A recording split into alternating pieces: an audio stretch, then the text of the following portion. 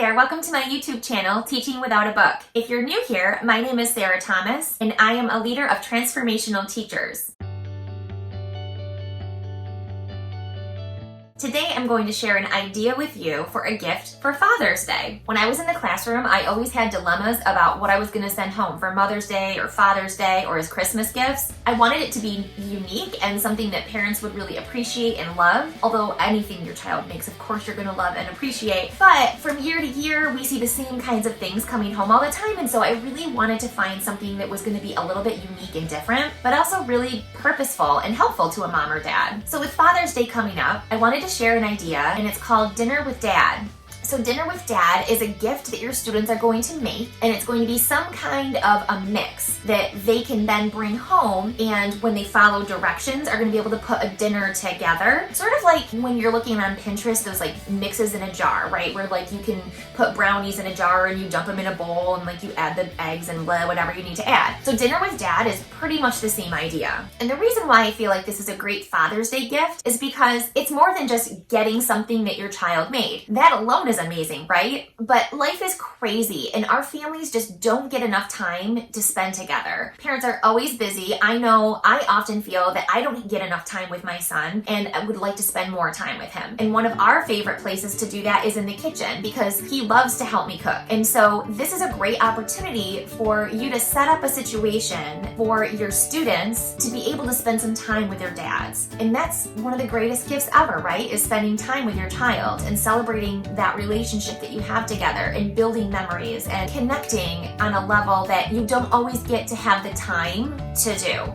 It's also getting our kids some life experience where they're in the kitchen and they're helping their parents create a dinner and make a dinner. So this is a really exciting gift for everybody. And really the last reason why I think that this gift is amazing is because it's pretty much a free dinner. So you prepare as much of it ahead of time as you can, and then you create directions that go with it so that they can finish it at home. So really, you're going to look for mixes where the ingredients that they are going to have to come up with at home are minimal and going to be pretty much something that most everybody is going to have. I know as a parent, I'm going to really appreciate something that's going to give me more time with my child and eliminate some of the hassle that comes along with making a dinner. Okay, so that's what Dinner with Dad is and why I love it so much. Now let's talk about how you can get started creating your own Dinner with Dad for your kids to be able to take home this Father's Day. First, you may want to peruse Pinterest and look up some recipes that are those mixed recipes. So any sort of like soup mix, or they have some chili mixes on there. There's all kinds of mixes that you can find. My personal favorite is pizza mix, which is really pizza dough. I, with my students, put together an easy pizza dough and we mix it all together and we put it in a bag,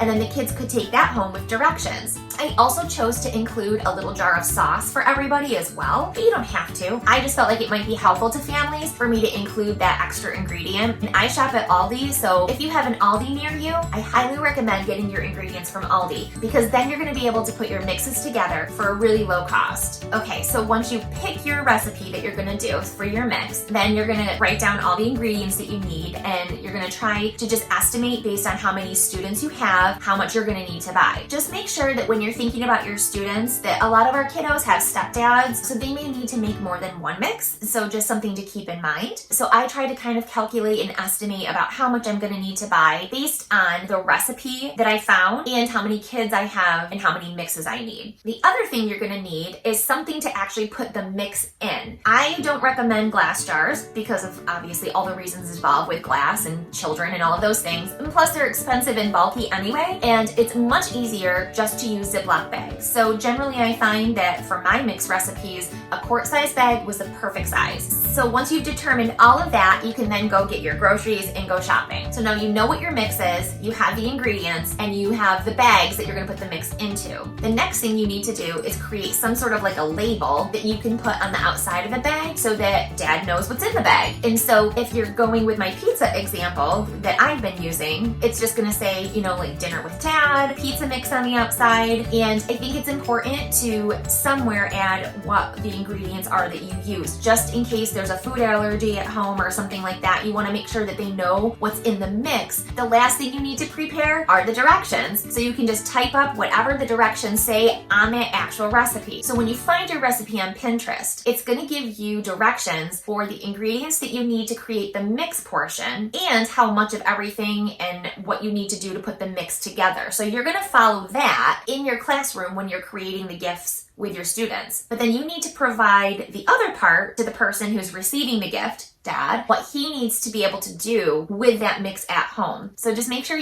that you have all the directions ready so that you can send those home so that dad will know how to finish up the dinner that you're sending. You've probably already guessed by now that this is not the best activity to try whole group because first of all, you probably don't have that many measuring spoons and measuring cups and mixing bowls and whatever it is that you might need in order to be able to measure things out. And part of the creating process is that the kids get to measure and you can talk about fractions and you can do all kinds of cool things with this activity. But if you've already pre-measured them out, you did the work, right? So what I do is I usually set up this craft at a table in the back, usually my reading table. And if I have enough of the measuring tools and all of the things that I need, then I might be able to call 2 or 3 kids back at a time and then help them get through their mix and tell them what they have to do, and then we make it together. You may just want to call your students back one by one if you have only one set of measuring spoons and cups, or it's just maybe easier to manage. If you're a kindergarten teacher, you probably want to do one-on-one. Maybe you have an aide or a teacher assistant who can also help you with this process. So once you call your students back to the table, then you just kind of guide them through the recipe in order to create the mix, and the kids are going to do it and they're going to measure it and they're going to do their own mixes.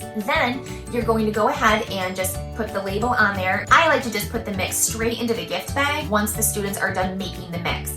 The kids need something to bring the mixes home in. So one just piece of advice as you're working with the students, just make sure that before you call each student back to the table, just make sure everything's picked up and organized for the next student to use. This will help you go faster and get the mixes done and get through more kids at one time. Also make sure that you have all the labels ready and they're all cut out like in a pile next to you with your tape sitting right there and all of the quart size bags that you need to be able to put the mixes in. That way you and your students can sort of just assembly line the process where you're making the mix, putting it in the bag, putting the label on, and then inserting it into the gift bag. Another piece of advice that I would give you, if you do decide to go ahead and do a dinner with dad gift for Father's Day, which I think you should, make sure you give yourself plenty of time to do this. So I usually like to try to start about 2 weeks before I know I'm going to send them home. And first of all, this is because the time where I have in my schedule to work with kids one-on-one on a craft is very minimal in my daily schedule. So it's going to take several days to be able to get through everybody. Additionally, some students are absent and you have to make sure that you give enough time for them to get back to school and then find that time to help them make their gift as well, because the last thing we want is to have students not being able to bring their Father's Day gifts home. I also never send a gift home on the last day of school before the gift giving day.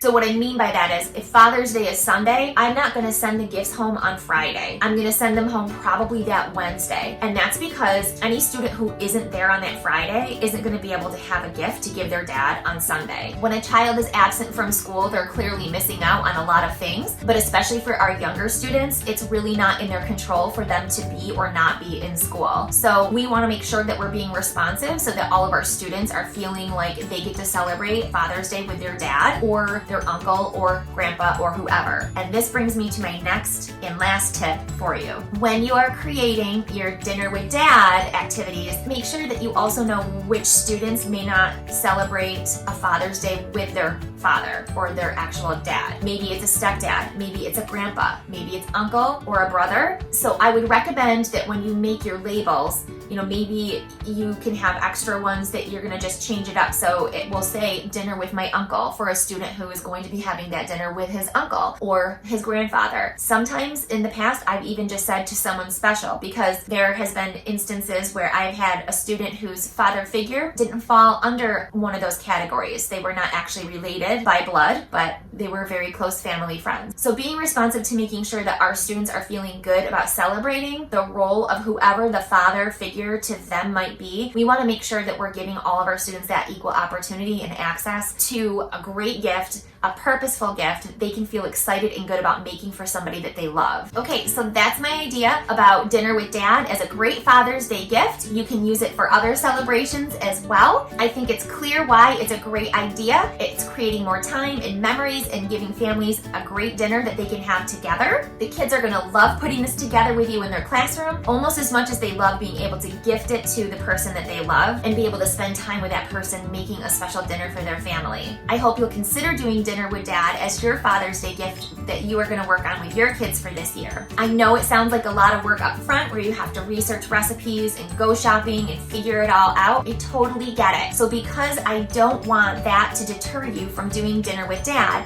I created a resource for you that you can use and everything is gonna be all done for you. My pizza mix version of a dinner with dad. My dinner with dad resource comes with step-by-step direction and an instructional video so that you'll be able to successfully and easily put everything together that you need from start to finish to get these gifts home with your students. It also comes with the pre-made shopping list with all the ingredients you'll need for your pizza dough, as well as directions for assembling your mix. This resource includes a bonus game of Would You Rather. Would You Rather cards come with questions for families to ask one another while eating their delicious pizza dinner. This will help to promote engagement and deeper family conversation during their dinner time. The mix labels and gift directions are responsive and honor the diversity of our families. So you'll find specific labels for dad, stepdad, grandpa, uncle, and one for someone special, just in case you too have a student whose father figure does not fall into one of the other categories. Each label comes in 2 versions to represent both white families and those of color. So if you're interested in saving some time and just picking up that resource, I'll put a link in the show notes that will take you right there. I hope my dinner with dad idea gave you some inspiration for creating an amazing and delicious Father's Day gift for your students to create and take home to their dad this year. Okay, transformational teachers, that's all for today. I'll see you next week.